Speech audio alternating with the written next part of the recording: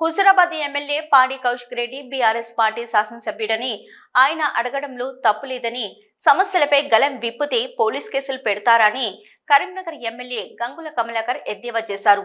కౌశిక్ రెడ్డి గతం నుంచి దళిత బంధు పథకాన్ని ఎందుకు అమలు చేయడం లేదని ప్రశ్నించారే తప్ప ఆయన ఎవరిపై దాడులకు పాల్పడటం లేదని కమలాకర్ తీవ్రంగా ఖండించారు.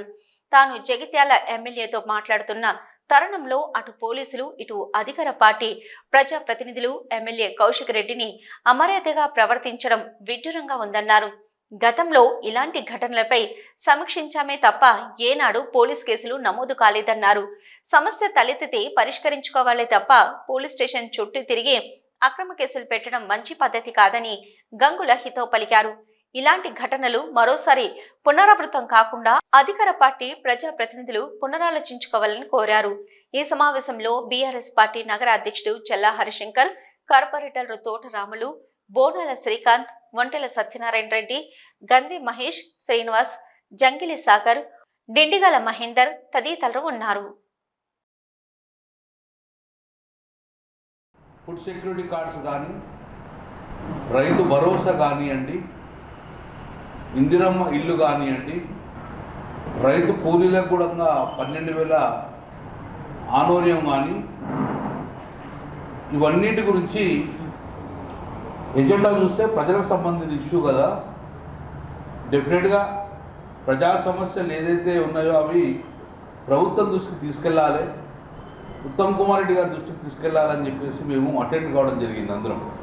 అందులో మేము ప్రధాన అంశాలు ప్రతిపాదించినాం. ప్రధాన అంశాలు మళ్ళీ దానికి ఆన్సర్ రాలే కాబట్టి మళ్ళీ మీ ద్వారా ప్రభుత్వానికి ప్రజలు ఏదైతే అనుకుంటున్నారో, ప్రజలు ఏదైతే ఆశిస్తున్నారో దాన్నే మళ్ళీ మీ ద్వారా నేను ప్రభుత్వానికి కోరుతాను. నెంబర్ 1, వాళ్ళు ఏం చేశారంటే ఈ నెల 26 నుండి ఇందిరమ్మ ఇళ్లకు సంబంధించిన కేటాయింపులు జరుగుతాయి అని చెప్పారు.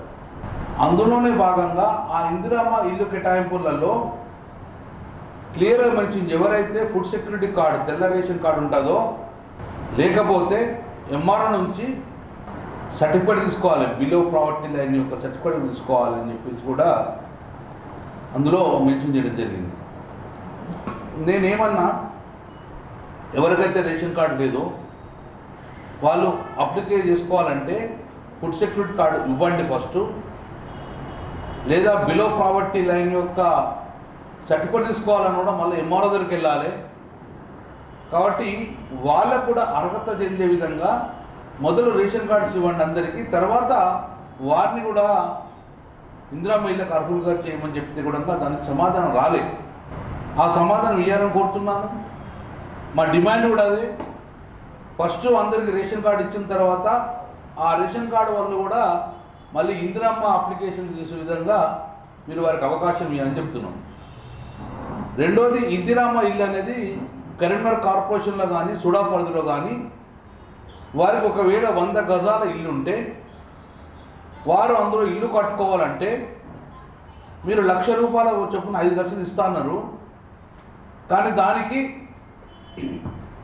LRS రూపేనా, వివిధ మున్సిపల్ సంబంధించిన రూపేనా సుమారు 1,00,000 నుంచి 1,40,000 వరకు కూడా వారికి పర్మిషన్ ఫీజు అవసరం పడుతుంది.